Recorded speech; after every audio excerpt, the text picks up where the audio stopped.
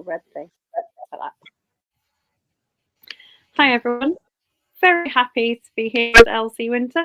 I didn't ask you what the L stood for before we went live. That was very bad of me. Libby. Libby. Okay. Because I don't want to call you Elsie all the way through. Do you want to start us off with an intro to you and your books? Yeah. So I'm Libby, and I've written Spider, which was published last week. It's a Gothic historical story, revenge story. So when Nancy Radcliffe escapes from a brutal cult, she runs straight into the clutches of a very strange and reclusive woman called Spider, and they discover they share a murderous hatred of the charismatic cult leader that Nancy has just escaped from. And so they set out together to get their revenge.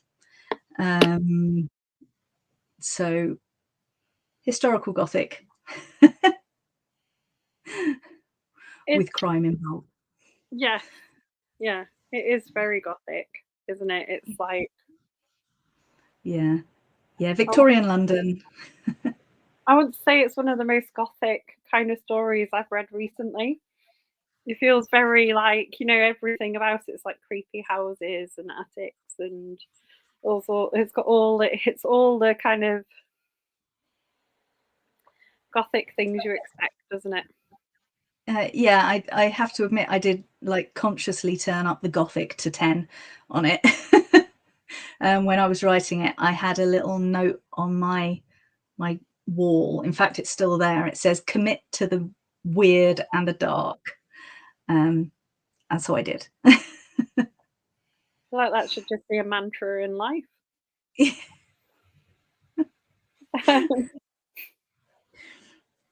Tell us a little bit about Spider, your main character, because she's very interesting, isn't she?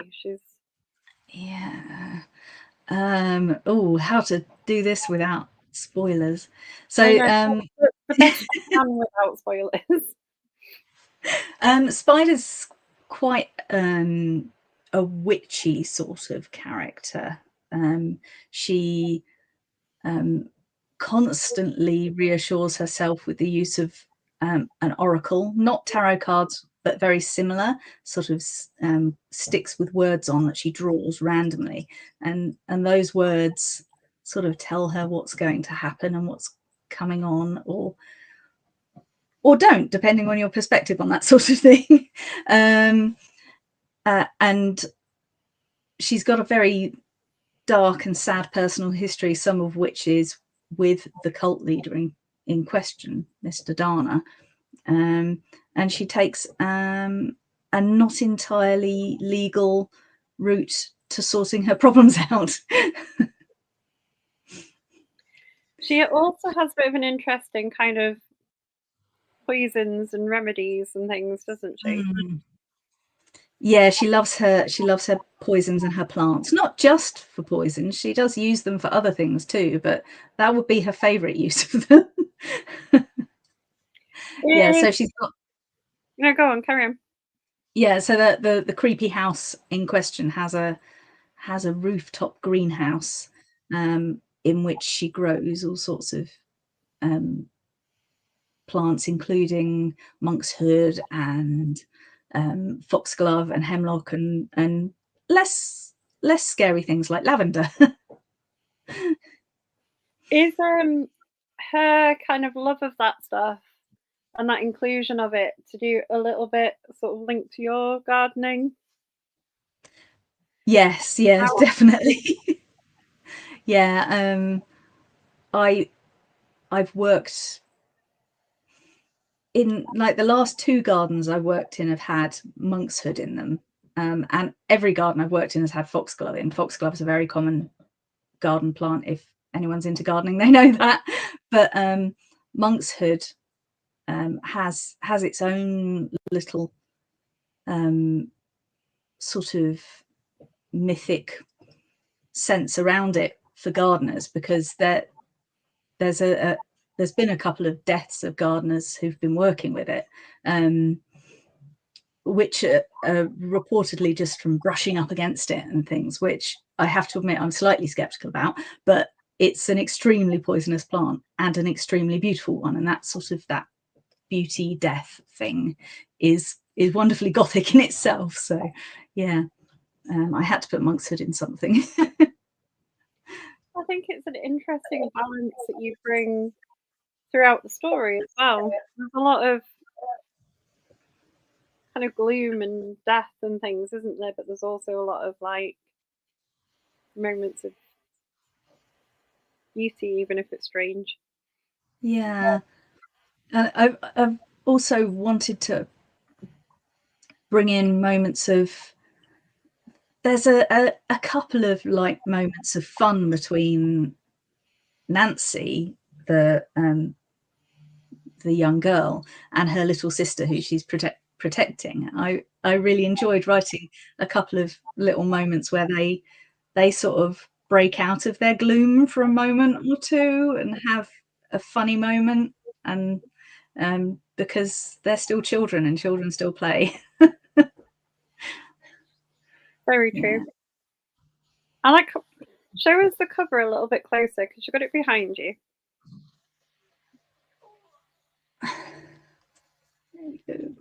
How much of a say did you have in the cover design? Because it's very beautiful.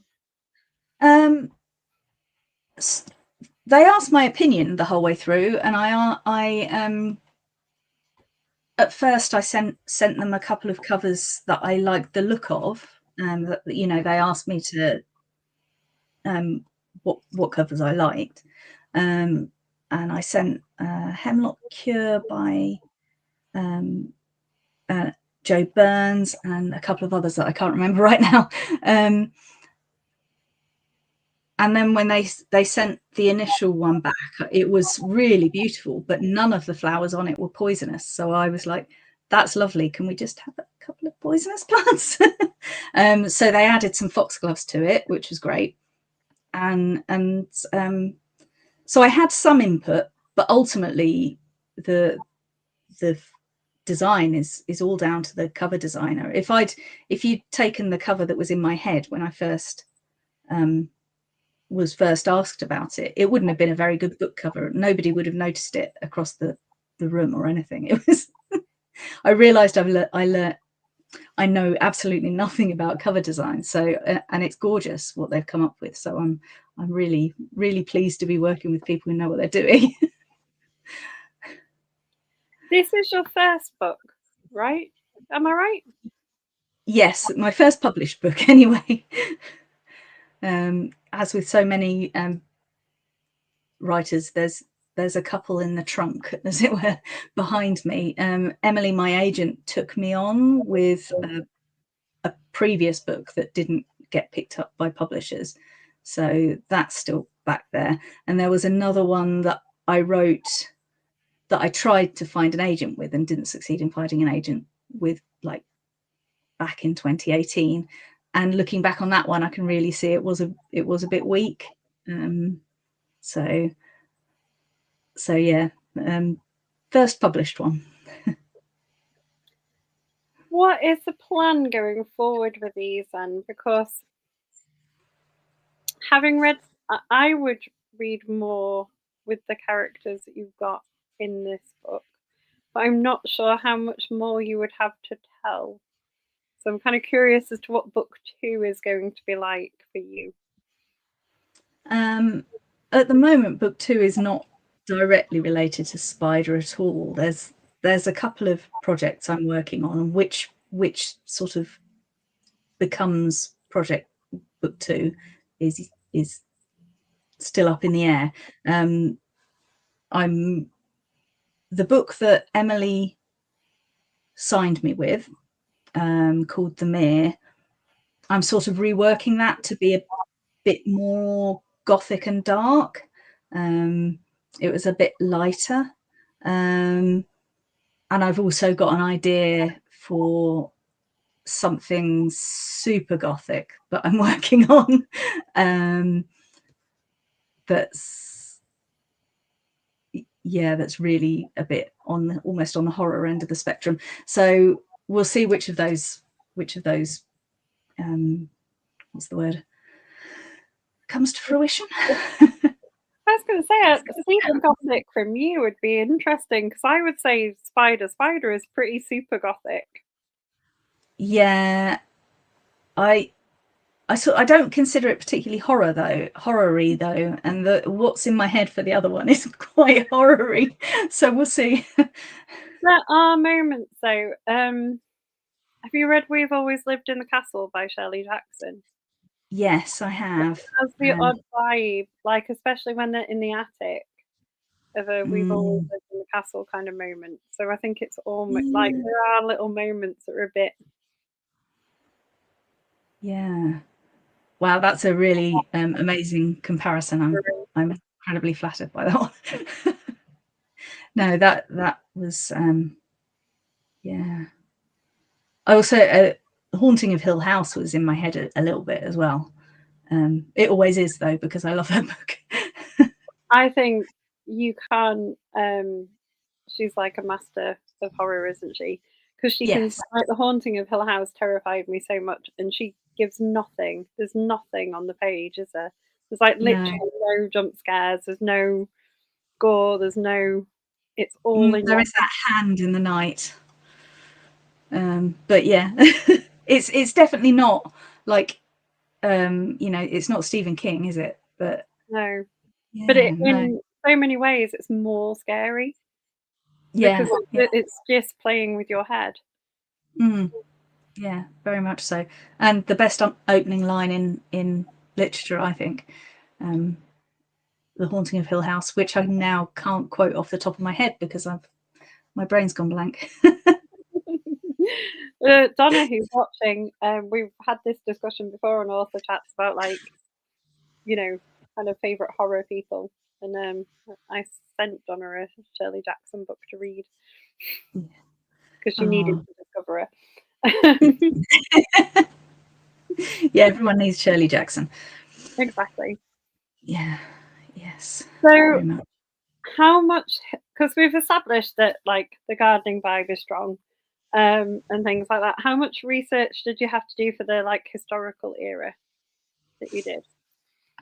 A fair bit, because I had to look into asylums, and also the treatment of poor people, poverty generally, and how that was treated.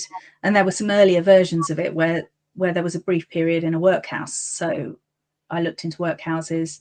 But the asylums would probably be the biggest bit of research I did. Oh, and I did bells.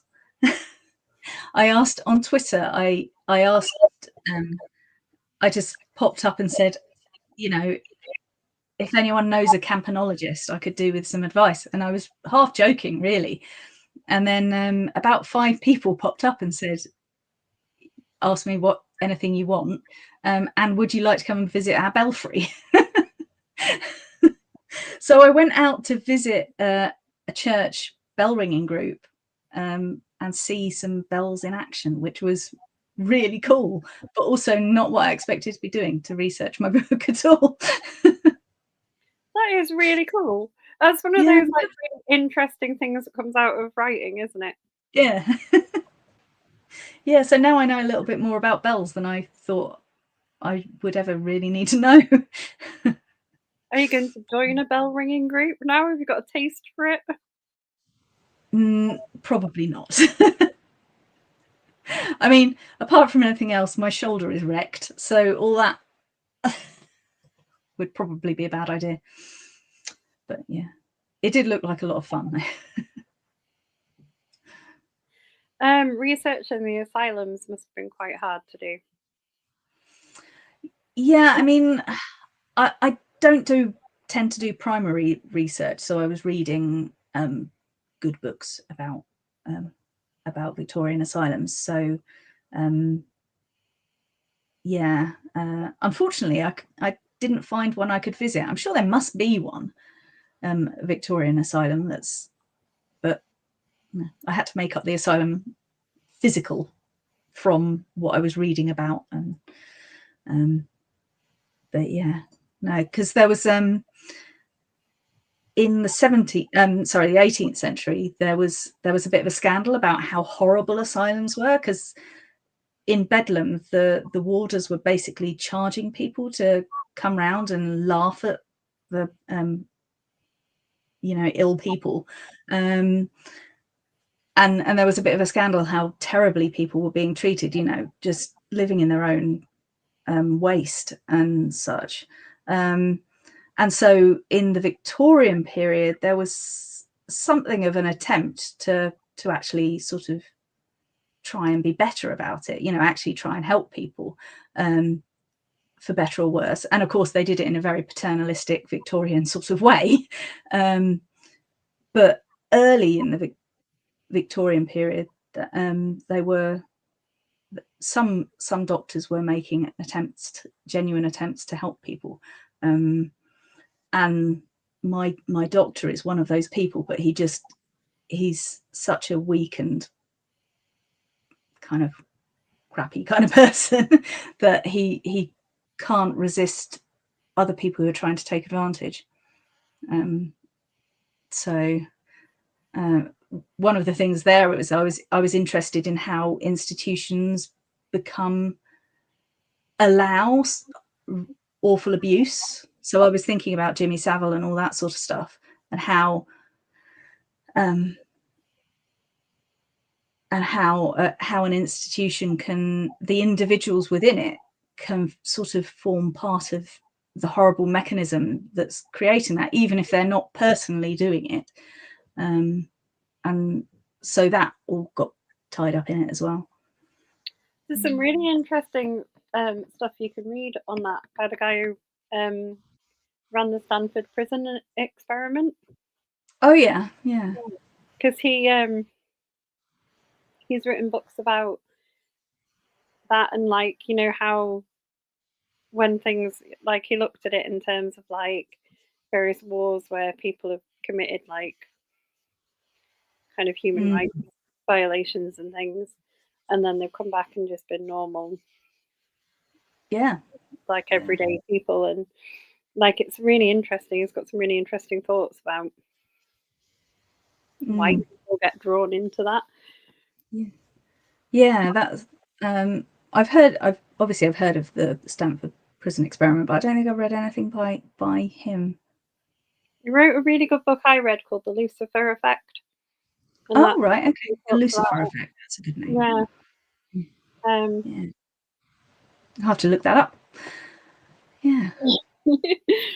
From my period of reading about weird psychological experiments. Yeah, I have a bad habit of reading really depressing stuff like that, or about Nazis or whatever, and my husband always takes the mickey because he's like, "Are you reading something cheerful again? Is that going to make you feel better?" But I think in some ways, reading some of those kind of things can, and it's interesting to kind of look at why things happen. Like you said, when they're in the asylum scenes, there are people there who are trying to help, but the overall kind of our sort of cult leader, eventual cult leader, is too charismatic, isn't he? Kind of runs roughshod over the sort of kind of people.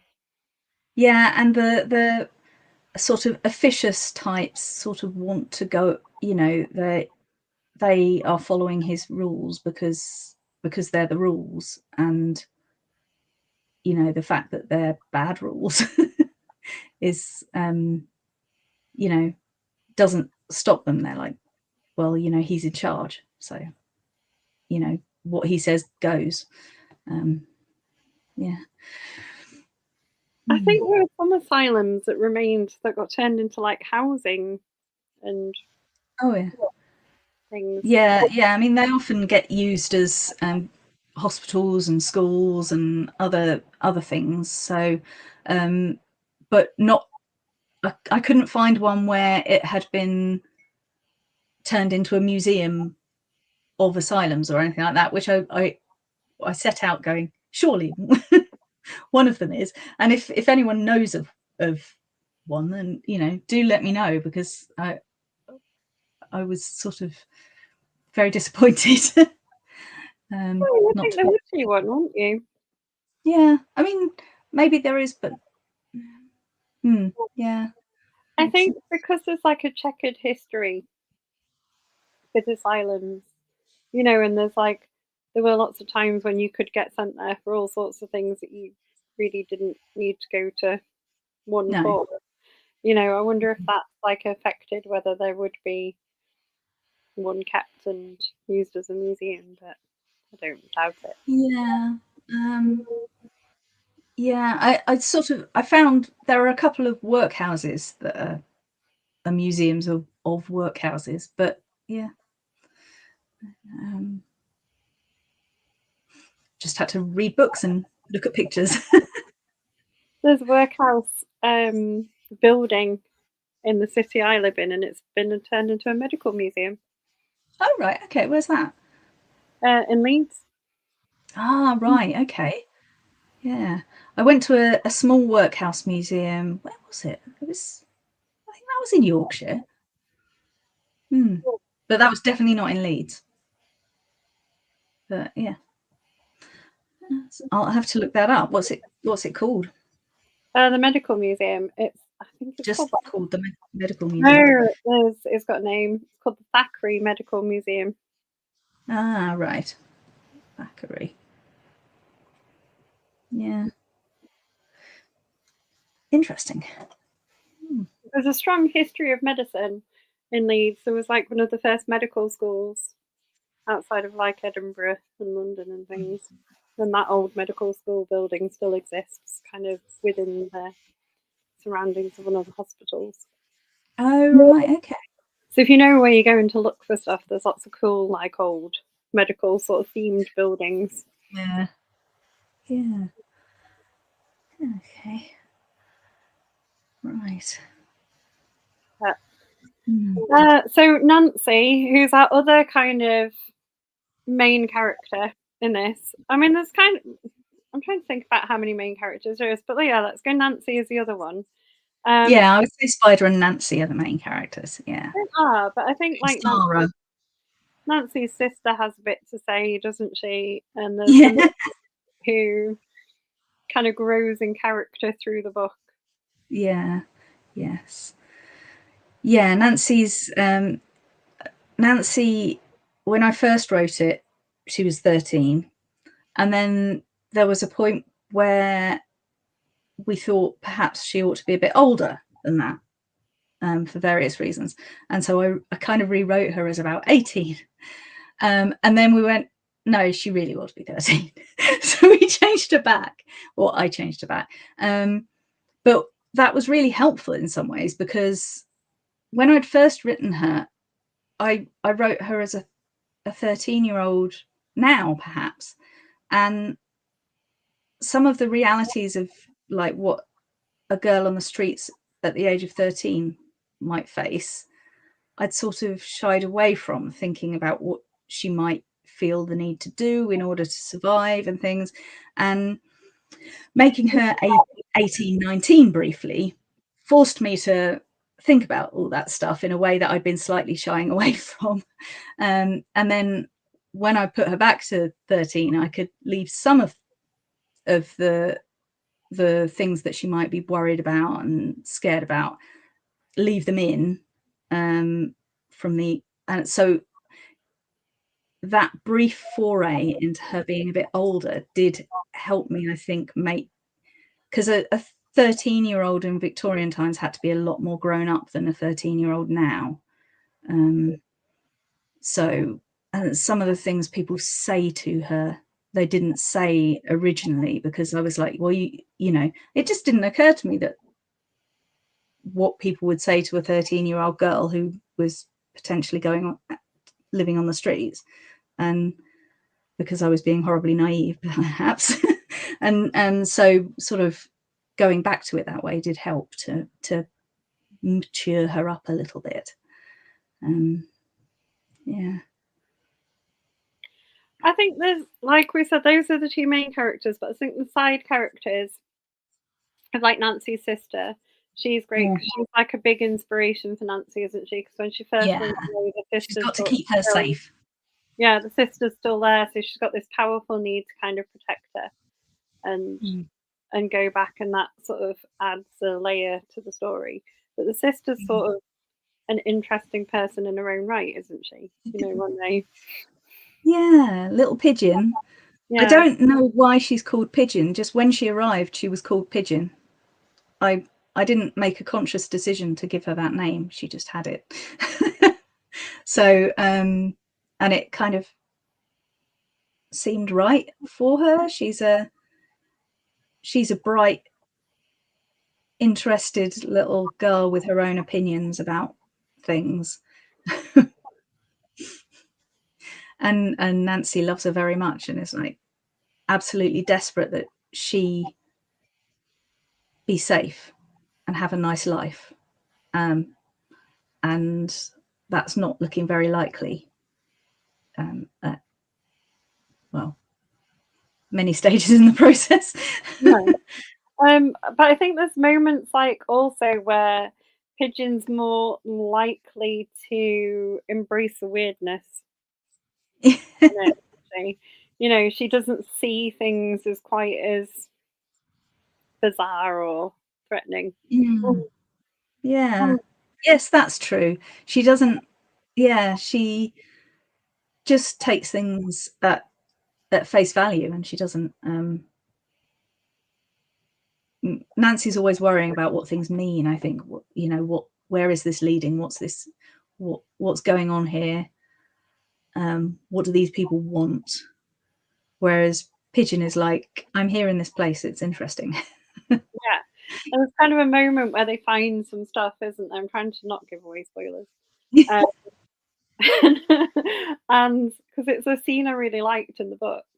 And Nancy's just like, that's it. Like, we're going, it's done. You know, what every sane person should be doing at that point. Yeah. And like, it's just like, yeah, this is great. Like, she doesn't like nothing bad about, you know. Yeah. And so she sort of goes along with her sister, and that keeps her. Yeah. Yes. Yeah. And I sort of liked that different viewpoint of it. I thought it was quite fun. Like, it added a bit of. Yes, it's interesting, isn't it? Because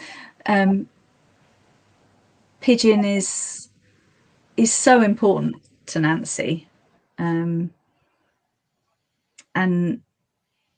yeah, and you're right. She does keep her going in a couple of places where otherwise she might just go, right, I'm out of here.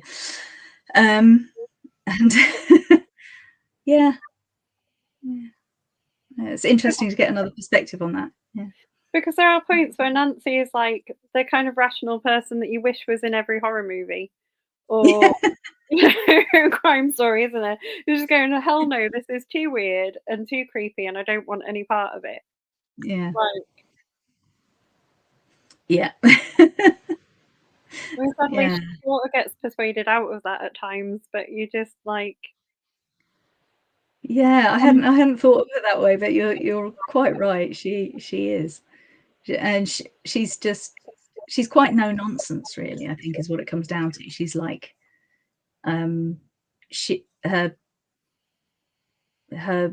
motto could be, "I ain't taking any more shit." Because I did wonder if, like, your next story might have some of the people in this book, but in a different location. That could, it could, but it hasn't. Yeah, that's not on my radar at the minute. But you know, people really like the characters, so maybe. And I love the characters. You know, Because they're kind of great, and what they do, they're going to have like some means to carry on doing what they do. You know, they could kind of get involved in another scrape. And they could perhaps. Well, you never know. Try and help people now out. that seed has been planted. If it happens, it will be your fault. That's fine. Now that seed's been planted, yeah. You can always like have a little like thanks. If it happens, I'll put you in the acknowledgements. Because like, yeah, I just thought, oh, there could be like another branch of like the little cult somewhere else, and they go and sort that one out. Or there's so many like opportunities for where it could go next. Yeah, there's so much I could say if I wasn't trying to avoid spoiling things. There's so many like answers that aren't quite. I don't want to say it's not wrapped up because there is an end, isn't there? Like it has a very definite finish to the story, but the characters haven't finished. Yeah, I mean, I have to admit that personally, I like endings that are that leave some things a little bit open. I don't like an ending that's too neat. So I obviously you need a satisfying conclusion to the main story, but the main business of the book. But like, I quite like it if there are things that I can keep thinking about that I don't necessarily know the answer to when I read a book. So that's what I tend to do when I write as well. The endings will tie up the main business, but perhaps leave a few side things open for thinking about and wondering about. And for the reader to have their own, like, you know, the reader's own ideas and stories come into it then. Anyway, sorry, what were we? There's an author watching called Sean Watkin, and he has a habit of tidying up the story, but then leaving a little clue sort of near the end of the book that just leaves you on a cliffhanger wondering what the hell he's going to do next. I like that sort of thing, yeah. And it's like a fiendish way of drawing you into the next book, which works perfectly every time, because like he's done it at the end of book 2, and now I need book 3, like now, to know where to go. Yeah, and it's very rude that the next book is always a year away. Like, yeah, we don't, as readers, we don't understand this. We just want them straight away. Yeah, I guess this is why some people tend to not read a series until there's a good number of books in the series. But yeah. Well, yeah, I mean, I read kind of quite eclectically, so I don't mind having a series and then it continuing. Yeah. As I go, because that gives me sort of time to read other things. Yeah, absolutely. Yeah, and then when you come back to it, it's like, oh, I'm back in this was great. Yeah. Yeah, and it's going back to meet your old friends again, isn't it? Yeah. I was recently reading Claire Mackintosh's Other People's Houses, which is the 3rd in her Fionn Morgan series. And that was nice to sort of be back in that series that I'm quite enjoying. Yeah. Nice. Did you always plan to have like a theme involving a cult in the book? I'm trying to think when the cult came into it. Very early iterations of the story, there was more of a criminal organization rather than a cult organization. But it sort of developed into a more culty organization. There's a couple of people that inspired that. There's in The Blackest Streets by Sarah Wise, she talks about a religious leader whose name escapes me today, in the part of London that I've actually based the book in, and he wasn't particularly horrible as far as I can tell, but he was extremely charismatic, upset everyone in the regular church, and he did things like he opened up the basement of his church for homeless people, and there would be like hammocks, a whole basement full of hammocks, and he would sleep down there with them as well. Father J, I think. So he was one person. Reading about him was one person who started me thinking, well, maybe it should be a religious organization. And then I did a little bit of research then going, well, cults to me are like the heyday of cults is mid 20th century, sort of Jim Jones and Waco and all that stuff. So were there even cults about in the Victorian period? I don't know.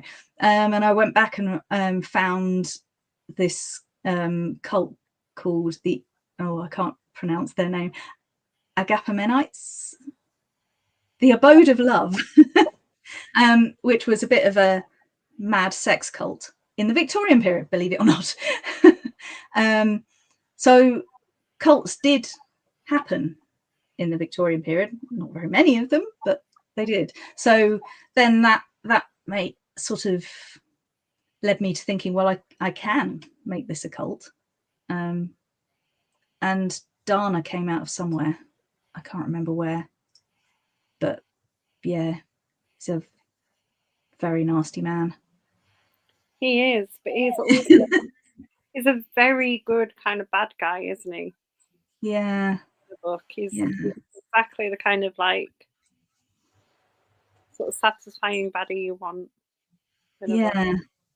At one point, I worried slightly that I'd made him too evil, that I hadn't thought about very much about how he became evil. I was just like, make him as evil as possible. But no, it was quite a lot of fun writing Dana. There are some bits, though, I think, as you go through the story, especially sort of some parts in the asylum and stuff, where you kind of get some of his motivation. Yeah. I mean, I think that he thinks he's right, and he thinks he's saving these souls. I mean, he's a nutter. But then I guess that's how these things work, isn't it? They do. Yeah. A lot of the people who do that do think they're right. Yeah. I mean, some are clearly basically scam artists, and then others just believe what they're saying, which is I think harder to understand than the scam artists, because the scam artists, you go, well, they're getting something from it, aren't they? But in terms of money or power, but when it's just a case of no, they really believe it, then you're stuck with believing trying to understand how they believe that. But yeah. So now I've spent quite a long time grilling you about your book. Tell us what you have read recently and really enjoyed. This winter I've been on an absolute spooky short story, a kick of spooky short stories, one after the other. I read the Witching Hour, which is the collection that's got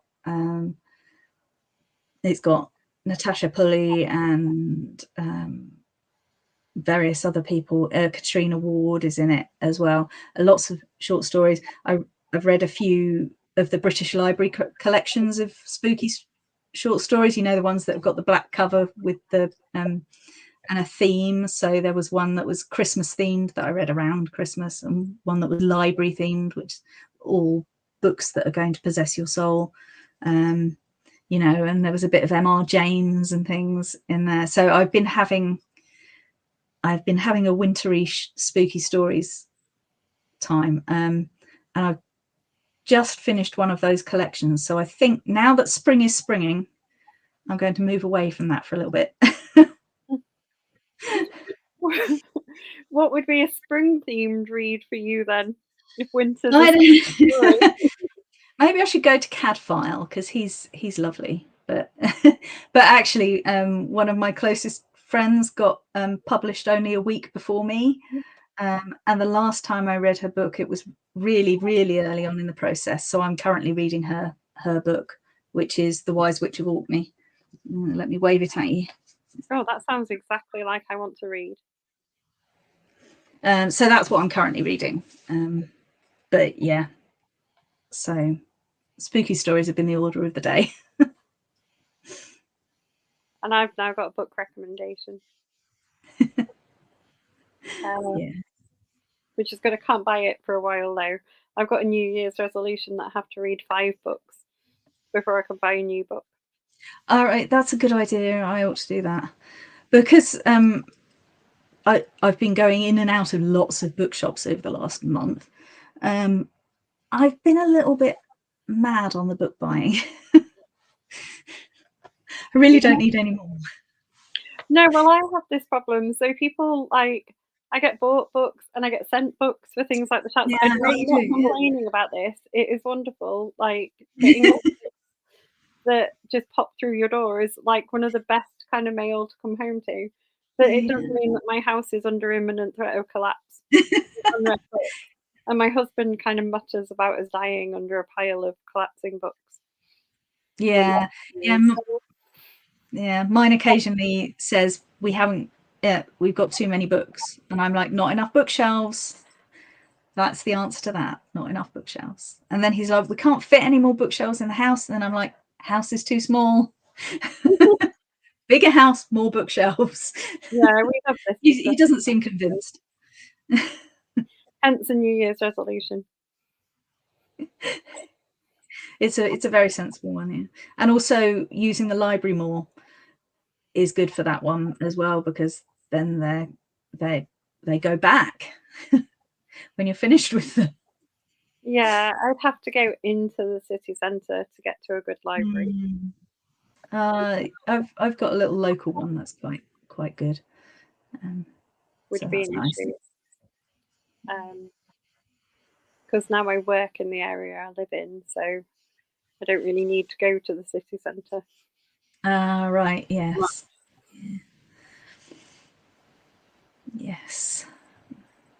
That also means I don't have to go past the bookshop when I come home, which is good. That's probably good for the yeah, but also kind of sad. Donna says she needs someone to slap her phone out of her hands. She doesn't really buy books, but still gains more than she reads. I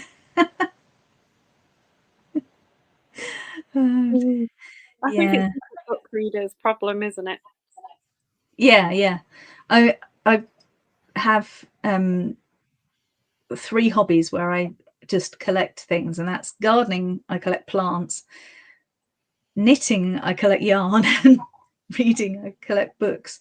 So it's a little, my poor husband is sort of in a corner like this with yarn and books around him. Did you knit your jumper that you're wearing? Oh, I did, yes. Multi-talented. You write amazing gothic fiction, knit your own. Yeah, and it's sort of on theme, being kind of darkish coloured. But yeah, are you gonna, because right, there is an author in this group who I love, who writes a Victorian kind of crime series where there's like a society that investigate the crimes. And it's like rotating kind of people that get sent to investigate the crime based on their skills. And she goes to events and dresses up in kind of Victorian clothing. And I'm feeling like if you're writing a gothic Victorian thing, you've got to embrace the outfit. I certainly somewhat embrace the more gothy side of myself when I go to events, but because I'm only I'm not a goth, but I do like black clothes. So yeah, sometimes, but I don't go as far as actually wearing costume. See, that's your next step. That sounds like fun. Nice. What? Yeah, that sounds great. Yeah, you've got to do it, and I mean it works. I've seen the events. I think people are drawn to the costume. Yeah, I might have to bear that in mind. Yeah. It's a solid thing to think about. You're new, so I can ask you all my old book group questions that I don't get to use from people who've been on before. Would you like to make a graphic novel version of your book? Oh God, yes, absolutely. Like people always think about films, and I'm like, yeah, that would be nice. I wouldn't turn down a Netflix deal, believe me. But yes, I'd love a graphic novel of it. That would be. It's been my little secret. Like that's the adaptation I'd really, really like, is somebody who loves it, who can draw. To make It a would graphic work novel. so well as well, wouldn't it? It's Yeah, really. yeah. I mean, you probably only sell 5 copies, so it wouldn't make any money, but I it would don't be know. super I cool. think there's certainly, this is gonna like reveal how nerdy I am, but there's certainly like a lot of love of kind of independent and interesting comics when you go to like Comic Cons and things. Yeah. Like, so I think you'd be shocked at how many because there's a lot of people who love interesting. Yeah. Different. I mean, that's one of those things that actually I've never mentioned it to my agent, but maybe I should. Like if somebody ever mentioned a comic, a graphics novel version, I would be well up for that. Is it out in other forms? Is it like an audio form? Yeah, there's an audiobook and an ebook. The paperback, as far as I know, will be this time next year. But there is an ebook available. So if people need a more portable, cheaper option. So yeah. But the hardback is so pretty. It is, isn't it? Like, show us the cover again. You've got to sneak it back in.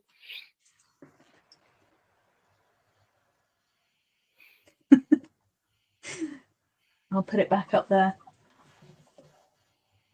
Yeah. Yes. I'm in love with my cover. It's a very good cover. Donna says she already knows how nerdy I am. You only know like the half of it, Donna. I hide some of it.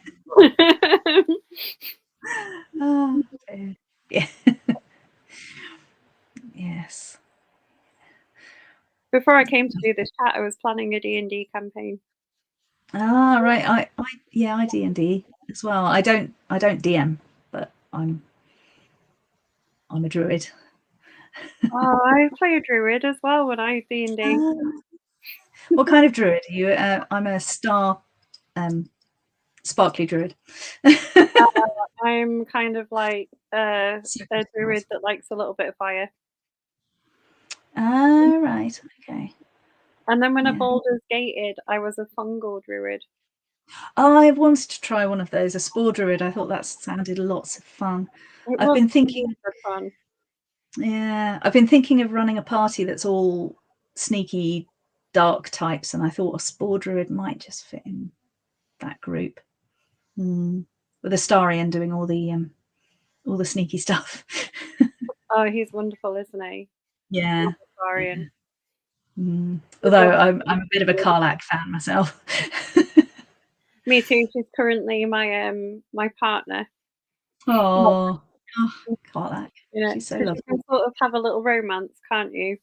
So Yeah, my current second playthrough of it, Karlach's my little romance. yeah. My first playthrough, I sort of accidentally ended up romancing Gale, and I was like, I'm not quite sure how I ended up doing this. I've decided I don't like him, and I've just left him places. No, I quite like Gale. It's sort of, I forgive him for being an arrogant twat. Sort of eventually. Yeah. Now we've lost half of the viewers. We'll move on. Yeah.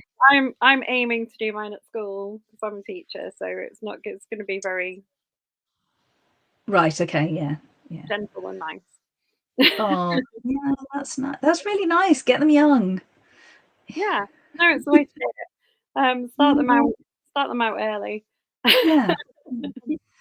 Perhaps not with Baldur's Gate 3 because that's a bit Oh no, that's very not bloody in appropriate. places. Yeah.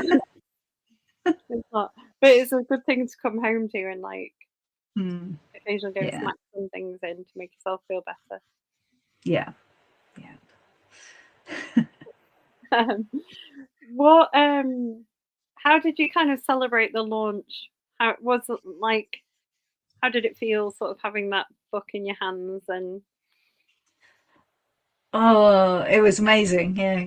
I went to London on the day before the release, and the publicist, Duckworth's publicist, Matt, um, took me about 10 different bookshops, and I signed in books in all of them, and it was amazing. And we went and had drinks with my agent and my editor afterwards, which was real dream come true, sort of I'm living the dream sort of territory. And it was lovely, and everyone involved is absolutely wonderful people. So that was really nice. And the day of release was a bit odd because I just went to York to Criminally Good Books, who are also lovely, and signed some books there. But that was I was in wandering around York by myself afterwards, just pootling about, looking at the shambles and things. Or you can't go wrong with a day in York. It's beautiful. So came home from that, sort of had a bottle of fizz with my husband, and then the next day we had the launch party, which was just essentially a private party in a bookshop in Nottingham, Five Leaves Books, which was really lovely. It was really nice. Just sort of friends and family all being lovely. I'm saying the word lovely far too often. But yeah, I just had a absolutely lovely time. Lovely. God, I've had an absolutely wonderful time. And also slightly knackering, but lovely. Lovely.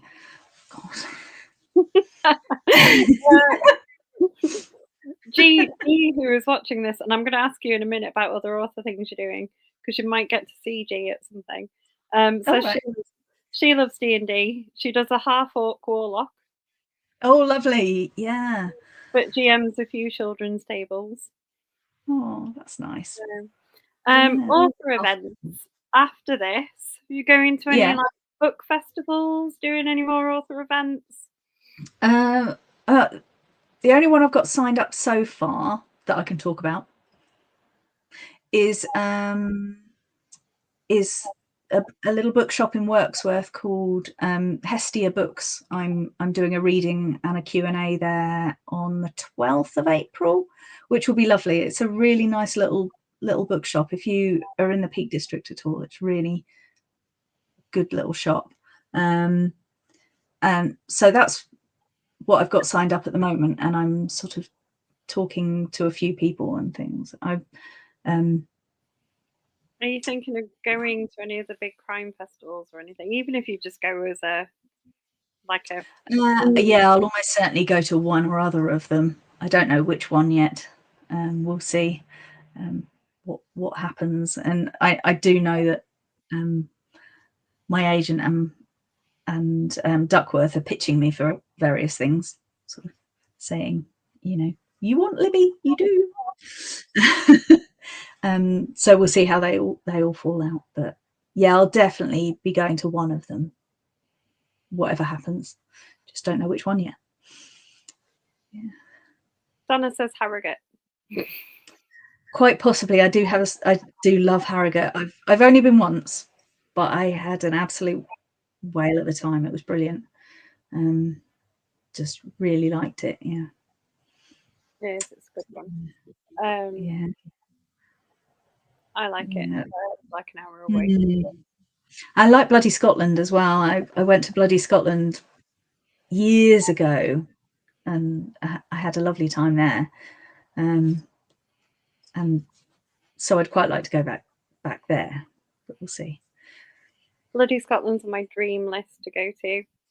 That's really nice. G's suggesting Newcastle Noir. That always does look like a nice one as well, actually. Yeah. Yes, I'll have to double check that's on the target list, as it were. I think that tends to be in December, because I remember that one of the reasons that I've not made it to that one is that they often put it on my birthday. Yeah. This year, was it not actually in like January this year? Could have been. Yeah. So this, yeah. Yes, I've got a feeling yeah, anyway. Yeah, it's always So good to hit a good festival. yeah, I do love a festival. Apart from anything else, there's a goodie bag. Or just like, it's just nice to talk to people, isn't it? See your friends. Yeah, it's lovely. Yeah, see people, get some books, talk to people you wouldn't normally talk to. I went to the book party last year, and that was really nice. So I'm thinking of doing that this year as well. Oh no, it is the first week of December. See, this is why I never go. That's when my birthday is. Oh right, yeah. That's Plus about 3 other inconvenient. people in my family. So Yeah. it's too busy. Yeah. Yeah. Yes. Is there not one in Leeds then? There's Stockport Noir in January. There is a Leeds Lit Fest, which I don't know how much crime stuff they have. We used to put on one as a group. Oh right. Oh, did you? Yes. And then one of my favourite Lit Fests is the Bradford one. Oh right. Okay. Yeah, I'll keep an eye out for And that. like surrounding, there's like Ilkley and stuff as well. Like Ilkley's got a very big literature festival. I'd quite like to give the Whitby one a try. Yeah, well, you'd be perfect for the Whitby one. I should have thought it would be on theme. Yeah. Or just see if they have authors at the Goth weekend. I could do actually. I have a friend who DJs at it, so That'd I can probably be ask worth him. looking at. 'Cause that, I mean, can you imagine like your book is perfect for like the Goth weekend? Yeah, yeah, that could be a lot of fun. Yeah, it'd be brilliant. And I think there's a big rise in people loving kind of Gothic fiction, so it is good for like Yeah. and stuff. Well, I think the recent Frankenstein and Wuthering Heights stuff has sort of given that a bit of a boost, whether or not you like the Wuthering Heights at all or not, which let's not get into that. But there's definitely been a bit of a theme lately, hasn't there? Which is convenient for me. I am refusing to watch the adaptation of Wuthering Heights because it's I my haven't. favorite book of all time. I've got Catherine by Essie Fox on my sort of to read list. I don't know how I feel about any adaptation of it because I love the original so much. Do you know what I mean? Like it is literally my favorite thing. But No, that makes total sense. I'm feel like I always feel a bit weird about Sherlock Holmes remakes because I'm like, what are you going to do to my boy? You're going to make him horrible when he's not horrible at all. He's quite a lovely man, really. He's just a bit odd. This is a great description of people in general. Yeah, Jeremy Brett is the only man who's allowed to do Sherlock Holmes. And he's dead. So.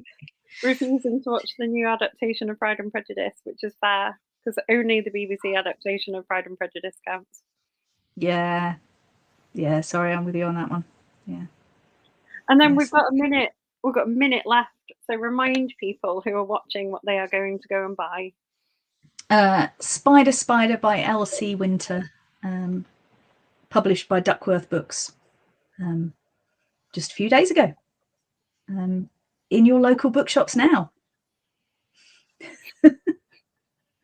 And it's full of kind of like Gothic things. Gothic, Victorian. Kind of. There's crows, there's asylums, there's poison, lots of poison, quite a bit of poison, and non-poisonous plants.